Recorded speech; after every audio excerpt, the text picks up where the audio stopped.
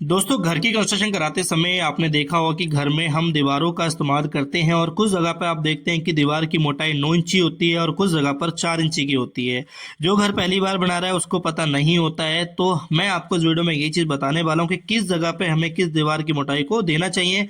और अगर आप सही जगह पर कोई दीवार को यूज़ करेंगे तो आप उसमें अपना कुछ पैसा भी बचा सकते हैं। जैसे कि अगर मैं बात करूँ, आपको अगर जहाँ 4 इंची की दे के काम चल सकता था, अगर आप वहाँ 9 इंची की देते हैं तो उसमें आपका मटेरियल भी लगेगा, ईंट भी लगेगी, मतलब यानी वो भी एक मटेरियल का पार्ट है, और आपकी लेबर भी लगेगी, तो उसमें आपकी ओवरऑल कॉस्ट में जो है थोड़ा इंक्रीज हो जाएगा। तो इसलिए इस वीडियो को देखेंगे तो आप अच्छे से समझ पाएंगे।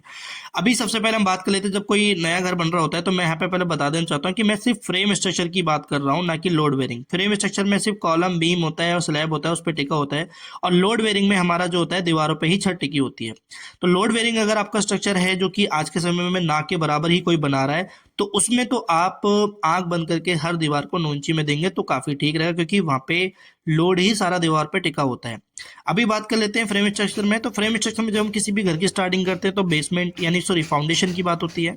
और फाउंडेशन में आप जब ब्रिक वर्क करते हैं, ऊपर तक लाते हैं प्लेन बीम तक, तो उसमें आपको 9 इंची देना है, 4 इंची नहीं देना। उसके पीछे भी रीजन है कि अगर आप 9 इंची की जगह 4 इंची करते हैं तो क्या होता है, जब फिलिंग मटेरियल हम यूज़ करते हैं, चाहे सॉइल है कोई भी है, तो जब हमारा मिट्टी पे का प्रेशर आता है तो फिर दीवार रजिस्ट नहीं कर पाएगी अगर आप उसको 4 इंची में देंगे। तो यहाँ पे मैं 9 इंची सजेस्ट करूंगा।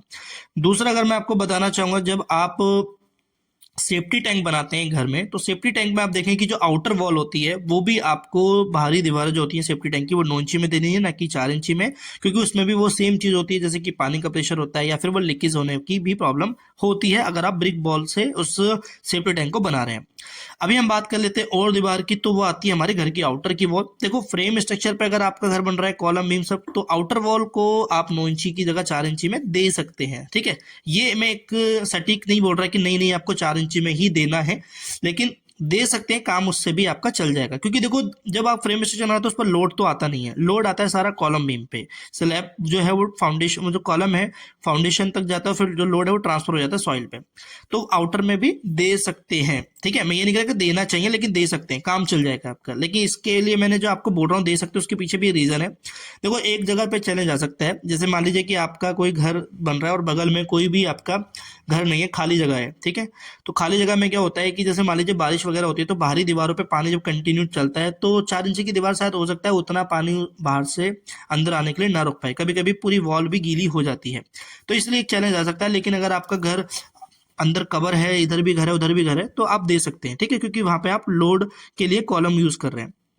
दूसरा, जो भी हमारे इंटरनल पार्टीशन होते हैं, जैसे कि एक कॉलम के बीच में पार्टीशन हो गया, किचन के बीच में पार्टीशन हो गया, वॉल के बाथरूम बना रहे हैं तो उसमें हो गया, तो आप वहां पे बिल्कुल 9 इंची की जगह 4 इंची की दीजिए, कोई दिक्कत नहीं होगी।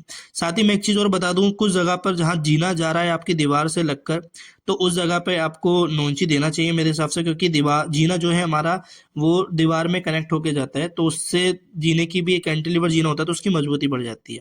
साथ ही जब हम कोई छत बना देते हैं और जब उसके ऊपर कोई डिजाइन देते हैं, पैरापिट वॉल जो ऊपर और पास दीवार बनाई जाती है, 3 फीट की पैरापिट वॉल रहती है, उसको 9 इंची में नहीं देना चाहिए आपको, उसको 4 इंची में ही देना चाहिए।